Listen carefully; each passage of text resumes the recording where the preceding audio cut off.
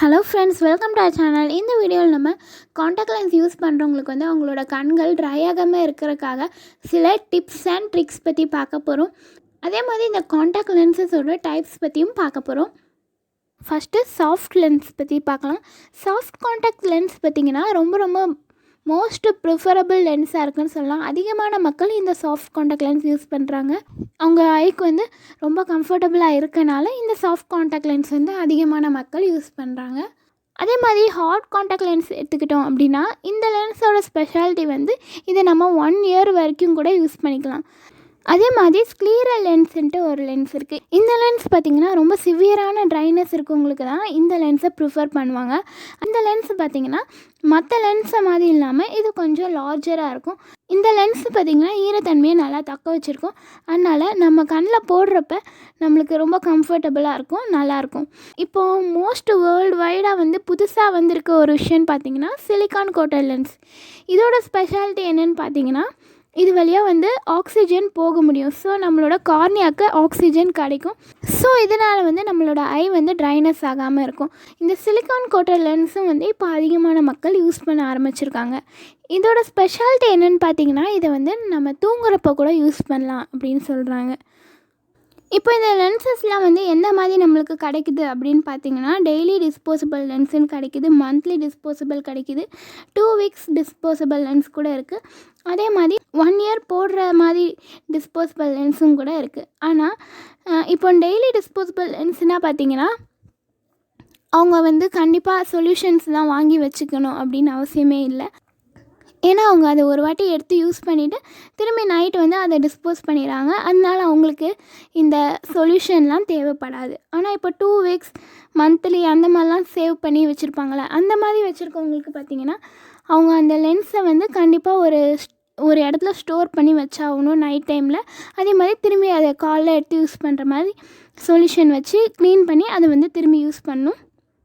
இதில் மந்த்லி போடுறவங்க, இயர்லி ஒரு லென்ஸ் மாற்றுறவங்க, அந்த மாதிரி இருக்கவங்கலாம் கண்டிப்பாக அவங்களோட லென்ஸை எவ்வளோக்கு எவ்வளோ முடியுமோ அவ்வளோக்குள்ளோ கரெக்டாக க்ளீன் பண்ணி அதை கரெக்டாக க்ளீன் பண்ணி தான் அவங்க அதை யூஸ் பண்ணணும். ஸோ நம்ம எவ்வளோக்கு எவ்வளோ நம்மளோட லென்ஸை க்ளீனாக வச்சுருக்கோமோ அந்த அளவுக்கு நம்மளோட ஐக்கும் எந்த ஒரு ப்ராப்ளமும் வராமல் இருக்கும். இப்போ நம்ம ஐஸ் ட்ரை ஆகாமல் இருக்கிறதுக்காக சில டிப்ஸ் பார்க்கலாம். ஃபர்ஸ்ட் ஒன் பார்த்திங்கன்னா நம்ம போட போகிற லென்ஸ் நம்மளோட ஐக்கு சூட்டபுளாக இருக்கா அப்படின்றது ரொம்ப முக்கியம். நம்மளுக்கு லென்ஸ் ப்ரிஸ்கிரைப் பண்ணவங்க அதெல்லாம் செக் பண்ணிட்டு தான் நம்மளுக்கு ப்ரிஸ்கிரைப் பண்ணி கொடுப்பாங்க.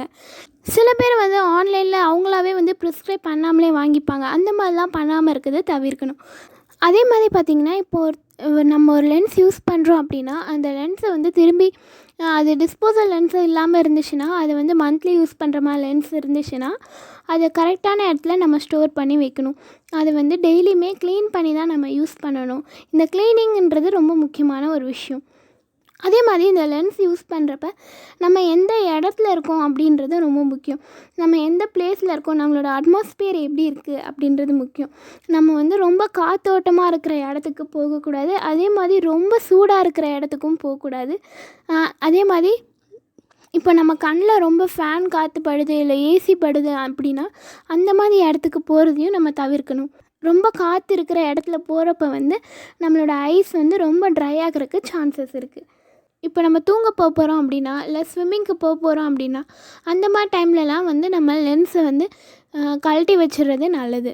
நம்மளோட லென்ஸை நம்ம க்ளீன் பண்ணுறப்ப முக்கியமான விஷயம் என்னென்னா அதை அந்த லென்ஸ் சொல்யூஷனை வச்சு மட்டும்தான் நம்ம கழுவணும். அந்த சொல்யூஷன் நம்மளோட லென்ஸுக்கு சூட்டபுளாக இருக்கா அப்படின்னு பார்த்து தான் நம்ம அதை வாங்கணும். அதே மாதிரி சொல்யூஷனை வச்சு மட்டும்தான் இந்த லென்ஸை க்ளீன் பண்ணணும். வேறு நம்மளோட நார்மல் வாட்டர் அதை வச்சுலாம் க்ளீன் பண்ணவே கூடாது. அதே மாதிரி நம்ம லென்ஸ் யூஸ் பண்ணுறோன்னா அதோட டைமிங்கும் ரொம்ப முக்கியம். சில பேர் ஒரு ஹாஃப் டேக்கு மட்டும் யூஸ் பண்ணுவாங்க. சில பேர் 1 டே ஃபுல்லாகவே யூஸ் பண்ணுவாங்க.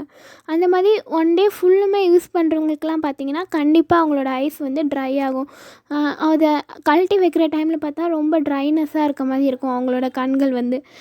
இந்த மாதிரி ட்ரைனஸ் ஆகாமல் நம்மளால் எப்படி தடுக்க முடியும் அப்படின்னு பார்த்திங்கன்னா நம்மளுக்கு எப்போல்லாம் தோணுதோ அப்போல்லாம் நம்ம கண்டிப்பாக நம்மளோட ஐயை பிளிங்க் பண்ணணும்.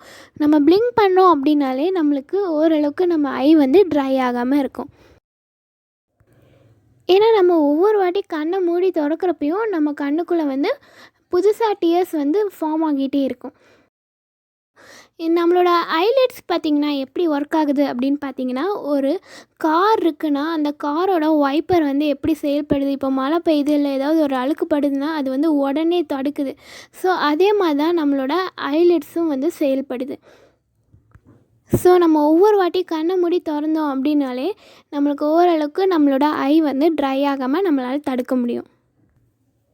இப்போ சில டைமில் பார்த்திங்கன்னா ரொம்ப காற்றடிக்கிற இடத்துக்கோ இல்லைனா வந்து பீச்சுக்கு அந்த மாதிரி இடத்துக்கு நம்ம இப்போ வெளியில் போயிருக்கோம் காண்டாக்ட் லென்சஸோடு அப்படின்னா வந்து கண்டிப்பாக நம்ம கண்ணுக்குள்ளே வந்து ஏதாவது டஸ்ட்டு போகும்.